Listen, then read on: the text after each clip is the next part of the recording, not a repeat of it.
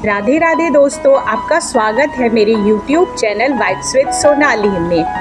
और आज का ब्लॉग शुरू हो रहा है कपड़े प्रेस करने से, क्योंकि रात में ना संडे को लाइट नहीं आ रही थी तो ड्रेस प्रेस नहीं हो पाई थी। और मैं बाहर ड्रेस प्रेस करने के नहीं देती हूँ, मैं घर पर ही करती हूँ। तो बस आँख खुलते ही सबसे पहले ड्रेस प्रेस करने लगा कि कहीं लाइट चली गई तो बहुत दिक्कत हो जाएगी। फिर नीचे से फूल तोड़कर ले आई थी। उसके बाद मुझे आज बनाना था ना सोया रैप्स, जो हम लोग बाहर खाते हैं ना। मेरे बच्चों को कुछ ना कुछ नया खाना होता है तो मैं ऐसे ही कुछ ना कुछ इन्वेंशन करती रहती हूँ। तो सोयाबीन ना मैंने रात में ही भिगोकर रख दिए थे और उसके बाद उसमें सोयाबीन का पानी निचोड़कर उसमें प्याज, लहसुन और एक प्याज ही डालिएगा और लहसुन, मिर्च, अदरक डालकर खूब अच्छे से ग्राइंड कर लीजिए। फिर उसके बाद उसमें एक आलू डालिए बाइंडिंग के लिए और फिर उसके कबाब बना लीजिए। और मैंने शैलो फ्राई करे थे। और कबाब बनाने के बाद ये देखिए मैंने आटे की, वैसे आप लोग मैदे की भी एकदम महीन, एकदम ट्रांसपेरेंट होती है ना, ऐसी रोटी तवे पे आधी कच्ची आधी पक्की ऐसी रोटी बना लीजिए। और मैंने लच्छे काट लिए थे और मैंने चटनी जो बताई है ना, मैं पहले से ही कई चटनियाँ स्टोर कर पीस कर रखती हूँ तो मेरी 3-4 दिन आराम से चल जाती है।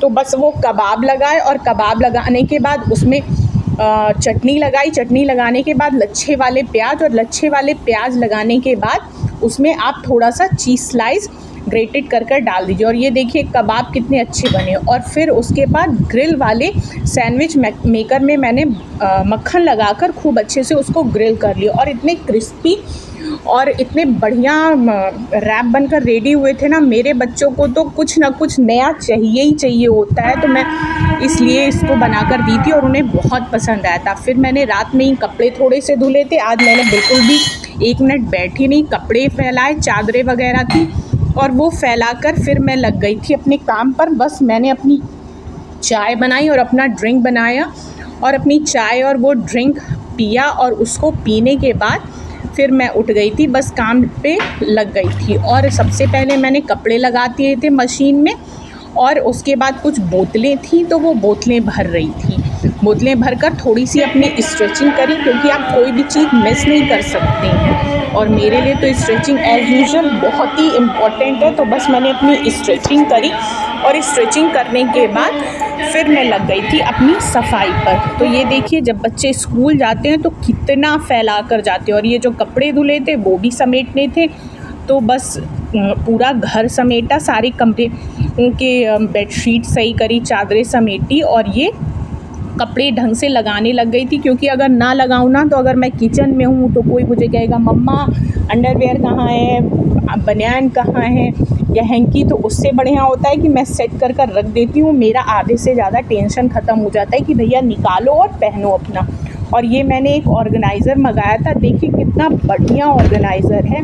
एक ऑर्गेनाइज़र में तीनों लोगों के खूब बढ़िया से अच्छे से सारे अंडरगारमेंट्स, हैंकी, सॉक्स सब कुछ अरेंज हो जाता है। और उसके बाद ये देखिए मेरे छोटा वाला बेटा, मैंने बताया था ना वो ड्राइंग करता है, तो कितने उसका इतना सामान होता है ना।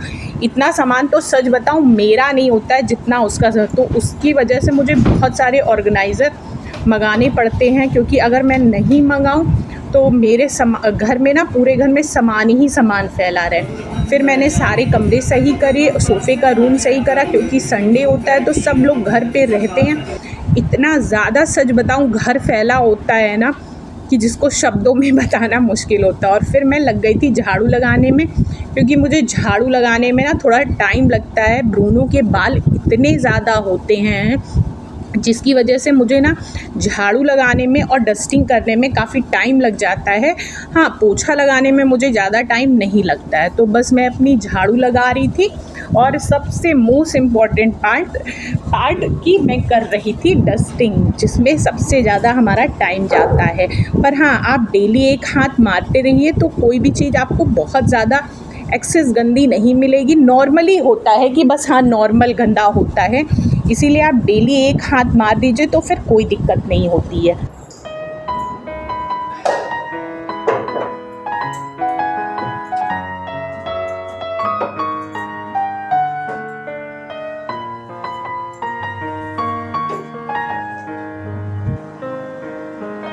और फिर मैं पोछा लगाने लग गई थी। पोछा लगाना इसलिए मुझे मुश्किल नहीं लगता है ना, एक तो मैं मॉप से नहीं लगाती हूँ क्योंकि मुझे मॉप का पोछा बिल्कुल नहीं पसंद है, मैं वाइपर से लगाती हूँ। मैंने 4 पोछे यूज़ करती हूँ, तो बस उनको धुलती हूँ एक साथ और लगातार कंटिन्यूसली मारती जाती हूँ, तो हार्डली 15 से 20 मिनट में मेरा पोछा लग जाता है। उसके बाद हार्पिक बेसिन में डाला और दोनों बेसिन को साफ़ करा। और फिर ये बाथरूम का ब्रश ना मैंने दरवाजे पे ख़रीदा था, बहुत ही अच्छा है।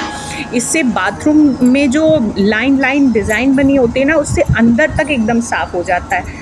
फिर मैं बाथरूम साफ़ कर नीचे आ गई थी ब्रूनो के बाल झाड़ने के लिए। देखिए कितने बाल निकलते हैं और ये डेली का हाल है।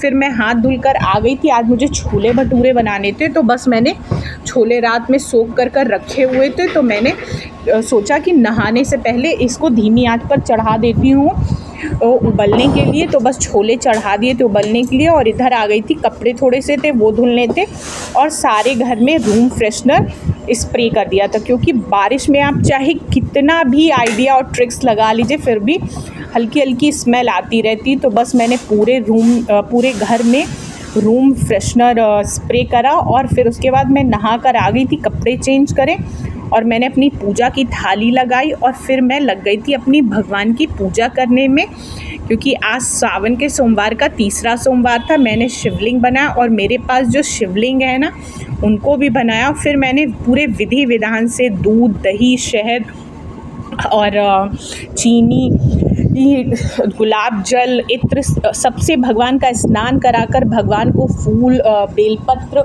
सारा धतूरा चढ़ाया। उसके बाद अबीर, गुलाल, जितनी भी चीज़ें होती हैं, लौंग, इलायची, सुपारी, सारी चीज़ें मैंने चढ़ाई। क्योंकि मैंने ना मेरा बड़ा वाला बेटा जब पैदा भी नहीं हुआ था उससे पहले मैंने करीब 16 साल तक प्रदोष व्रत करा है। अभी रिसेंटली में ही 1-2 साल हुआ है मैंने प्रदोष व्रत का उद्यापन करा है, तो मेरे पास हमेशा पूजा का सारा सामान अवेलेबल रहता है। तो मैंने पूरी श्रद्धा भाव के साथ भगवान का अभिषेक करा और आप लोग भी भगवान को खूब अच्छे से दर्शन कर लीजिए और अपनी मनोकामना पूर्ण होने के लिए भगवान से प्रार्थना कर लीजिए। क्योंकि मैं तो भोले बाबा पर ना बहुत विश्वास करती हूँ और वैसे भी हम लोग बनारस वाले हैं, तो बनारस में तो काशी विश्वनाथ जी बसते हैं, तो हम लोग उन्हीं की नगरी के हैं, तो उनका पूजन तो इस विधि विधान से बनता ही है। और देखिए मेरे भोले बाबा कितने खूबसूरत लग रहे थे ना, कि जैसे लग रहा था साक्षात मेरे पास आकर प्रकट हो गए हैं।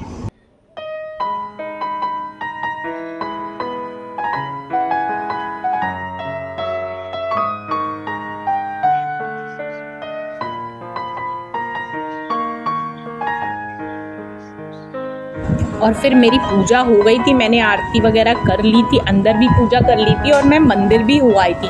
फिर सच बताऊं बहुत गर्म लग रही थी, तो मैंने कपड़े चेंज करे और एक तरफ मैंने मसाला पीसा और फटाक से कढ़ाई चढ़ाई। और हाँ, आप लोगों को भटूरे बनाने की एक बहुत सिंपल सी ट्रिक बताऊं। अगर आप लोगों को भटूरे बनाने हैं ना, उसमें हार्डली 2 या 3 स्लाइसेस ब्रेड के डाल दीजिए और नमक डालिए और सादे पानी से आप जैसे आटे का रोटी का आटा गूँथते हैं ना, उस तरह से मैदे का आटा गूँथ लीजिए और इतने बढ़िया क्रिस्पी और फूले फूले आपके भटूरे बनेंगे ना, जिसकी कोई हद नहीं है। आपको खुद लगेगा कि इतनी सिंपल ट्रिक है। और फिर इधर मैं छोला अभी छौंकने लगी थी, साथ के साथ लगाई हुई थी, क्योंकि अभी 9:30 बजने वाले थे और मेरे हस्बैंड को भी जाना था, तो इस वजह से मैं फटाफट बस अपना खाना बनाने में लग गई थी। एक तरफ मैंने राइस चढ़ाया हुआ था, इधर मैदा भी सान रही थी और इधर छोले भी पकने के लिए चढ़ा दिए थे। तो बस तीनों चीज़ें मेरी साथ के साथ हो रही थी और मेरा 10 बजे तक बिल्कुल छोला और मैदे का भटूरा और जीरा राइस बनकर रेडी हो गया था। तो बस मैंने अपने हस्बैंड को दिया और फिर तब तक मेरे ससुर जी आ गए थे, क्योंकि सच बता रही हूँ इतने अनलिमिटेड छोटे छोटे काम होते हैं ना, कि अगर मैं वीडियो में पूरा दिखाने लगूँ तो वीडियो इतनी लंबी हो जाएगी कि आप लोग शायद थक जाएंगे। और ये मैंने रात में दम आलू बनाए थे, तो वो भी दिया था खाने के लिए। और फिर मैंने शाम को भगवान के भोग के लिए ये खीर बनाई थी। अगर ब्लॉग पसंद आता है तो please like, share and subscribe ज़रूर करिएगा। राधे राधे।